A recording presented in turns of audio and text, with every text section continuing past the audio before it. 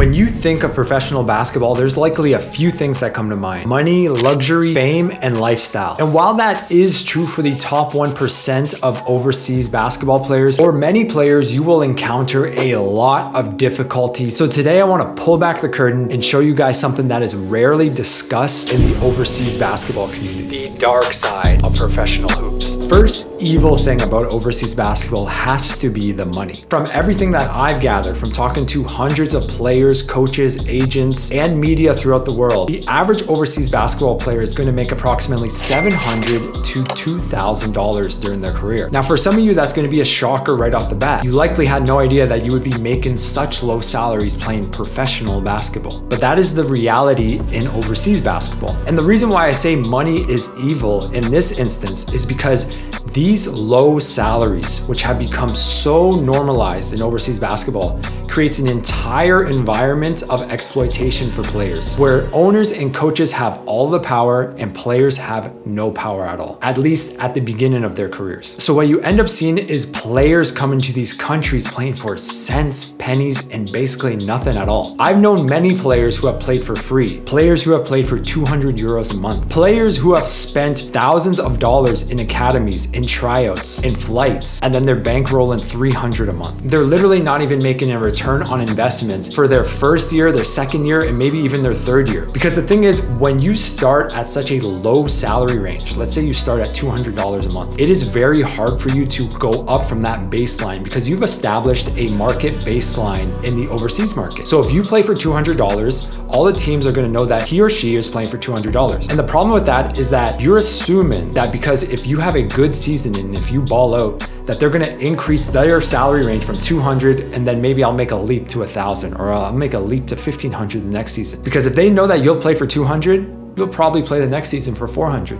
and you'll probably play the next season for 500, assuming that you're playing really well each season. If you go there and you play for 200 and you have a so-so season, you may not even get a job next season. So this environment of money being so low and establishing the baseline of it being so low all comes back to basic economics, supply and demand.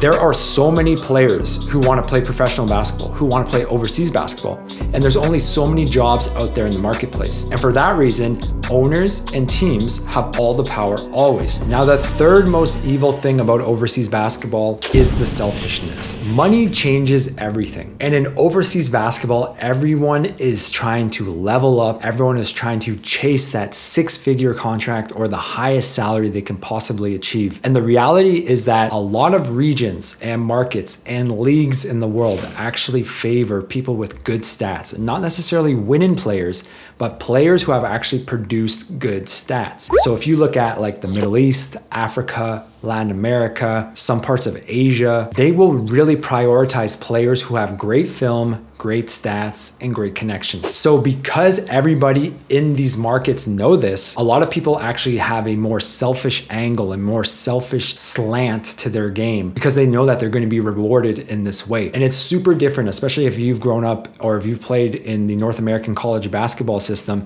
It's a lot more pure basketball where everyone is kind of sharing the ball, everyone's friends with one another. But in overseas basketball, players get cut, players get injured, players have to leave the team. And ultimately, you understand that you're on this journey by yourself in overseas basketball. Yes, you're gonna have some sort of brotherhood and some friends along the way, but for the most part, you understand that you gotta do what's best for you. So I know for myself personally, I'm not gonna try and wipe my hands clean of this. There have been so many times when I was playing, when I knew that was the right play to make, but I didn't make it. They always looked at me as a scorer, as a shooter. And at the end of the day, if I had 12 points, but I had 4 assists, they would say, well, why didn't you have 20 points? Well, I had 4 assists, that equaled 8 points. That would have been 20 points right there. But they don't see it like that. They say, oh, you only had 12 points. I need you to get 20 points. And eventually I started to internalize this because I was playing in Latin America. And I saw that this selfish attitude, this selfish mindset, I know this is very controversial to say because it's a team game, obviously, and we're taught to share the ball and be all one unit together. But this selfish attitude actually gets you paid in overseas basketball. And for me personally, I always preferred being on a team where I had less support less quote unquote good teammates and I had more of a burden and responsibility on me because I knew that I could pump up my stats. And we'd still be a good team. The championship was obviously the goal, but at the end of the day, this was always my strategy. I knew that I wouldn't necessarily be rewarded in this market if I won the championship, but I had lower stats. And sure enough, when I did this after a few years, I became one of the highest paid players in the league. At one point, I was making about 3,000 or 4,000 when I was putting together my bonuses, my salary. They gave me a coaching academy and they gave me food money as well. So that's a great example of how selfishness actually pays. And this isn't just unique to my story. If you go to the Middle East, if you go to Asia, like I was mentioning, if you go to Latin America, go to some parts of Africa, it's just going to be the exact same story. You got to produce and you got to put up stats. Now, this isn't necessarily an evil thing of overseas basketball, but it is kind of somewhat depressing sometimes. In a way, you kind of get in your head and you know that this should be the play that I'm making and I want to make the right play, but that's not going to be the play that pays me. And again, this revolves back to the first thing, being that there's low salaries and there's late payments. So everyone is trying to get in a better situation, a better baseline situation, because that is always what you're working with to begin with if you're in the low or mid-tier levels. Now, I will say this.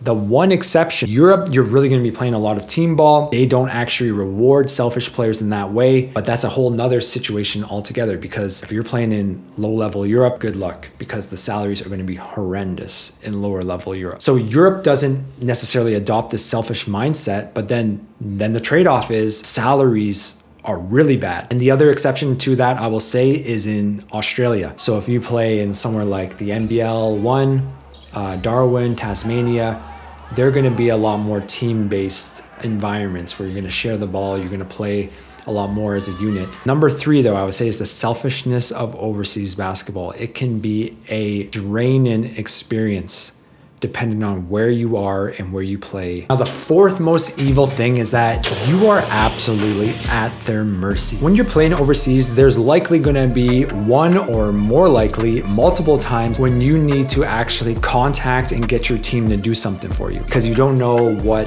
locations are safe, what locations are unsafe, where you should go. Is there some place that during certain hours you shouldn't be at? The issue with this is that for some of these scenarios, for some of these things that you need done, there is no getting around it. You're at their mercy. So for instance, if you are living in an apartment and you have no running water or your toilet is broken, you have to have your team help you. There's no way. How are you going to communicate? You don't speak the language. You're going to try to coordinate a plumber to come in to fix your place.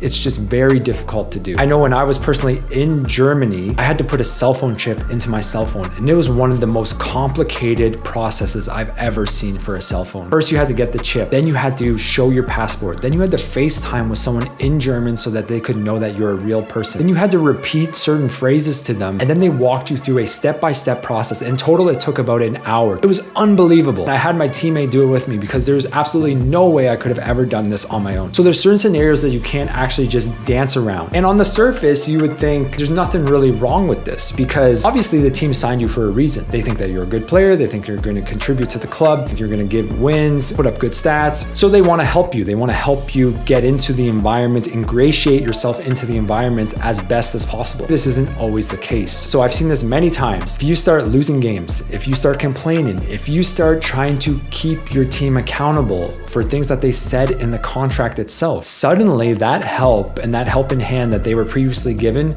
gets very distant. Once you start getting to developing countries where you're unsure of which areas are safe or unsafe, then you really need someone to help you in these environments. Now, I'm not going to try and scare you and say you shouldn't visit this part of the world and only this part of the world is safe. But for this reason, a lot of players actually prefer Europe, because they know for the vast majority of those countries, they can freely walk around and not worry about anything for the most part. For myself personally, I never really thought anything much of this because even though I was playing in Latin America where there are some dangerous countries, I could speak Spanish. For the most part, if you use common sense, you will be all right.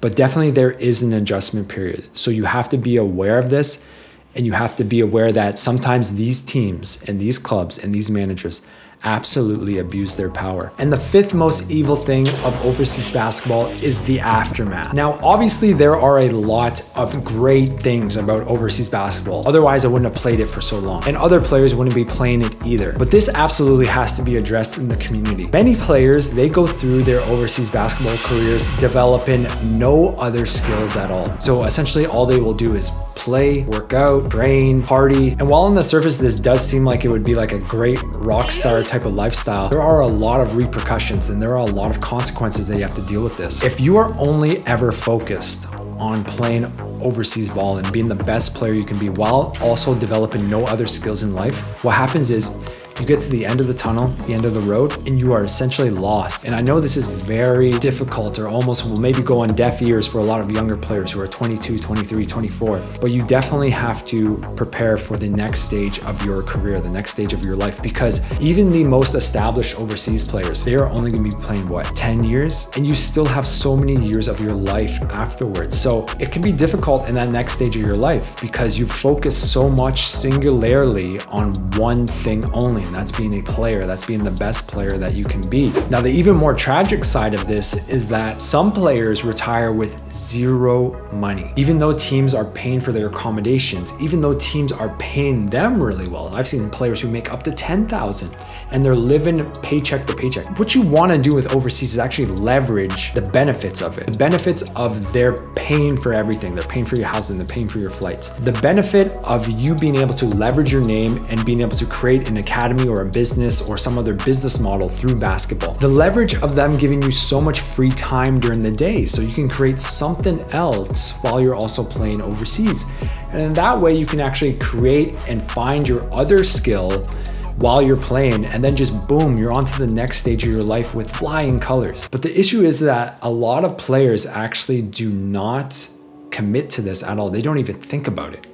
And I've seen it time and time again, and it can get really dark and bad, as in some of these guys will turn to crime afterwards. Some of these guys, I've seen some guys go homeless, because when you're playing overseas basketball, you're essentially like in a fantasy world. The circumstances that you have in overseas, you won't really have in any other part of your life. For the most part, I can say that with some certainty. Very unlikely that your company or your employer after overseas is gonna pay for your flights, they're gonna pay for your food, they're gonna pay for your accommodations. These are in circumstances that are only unique to overseas basketball. So it's not realistic for you to think, once I retire, I'm just gonna keep on going with this in some other direction and can expect like the same level of income, the same level of no expenses being in my life, because expenses are going to add up, because now you're going to be paying rent once you're done playing overseas. Now you're going to be paying your own flights, paying for your own food. So I think that this is something that you have to be aware of. You want to be a well-rounded person. Not that you have to neglect basketball, but you have to think of how can I use basketball to level me up, to power me up from a business perspective, from a financial perspective, from future career opportunities. Leveraging this career into something that can actually help me in the future change my life, because the ball will eventually stop bouncing. And when that day comes, you need to be ready for it. Now, with all this being said, obviously these are just the worst things of overseas basketball. There are so many great positives and benefits to this game. So I don't want to get you guys get it twisted in the sense that it's all bad and it's always going to be like this. But these are absolutely the things that you have to be aware of, because there's not going to be a lot of people who are going to be telling you this. Some people are going to be selling on social media saying how the lifestyle is great, it's amazing. You're going to see their reels and see them traveling the world and think that that's all it is. But there does come, you can't have the good without the bad. They all come together. So this is just some things, few things that I've seen over the years, personally experienced, and I've seen throughout hundreds of other players. Now, the good news is if you guys listen to all of this and you still want to play overseas, and that tells me that you are absolutely ready for this journey, because these are the worst things that you will experience. And if someone told me this years ago, I don't think I would have even batted an eye, because there's so many great benefits to playing overseas that it outweighs all of this in hindsight anyway. Now, if you guys are still interested and you are still committed to this journey and this path, then go ahead and click this video right here. Otherwise, I'll see you in the next one. Peace.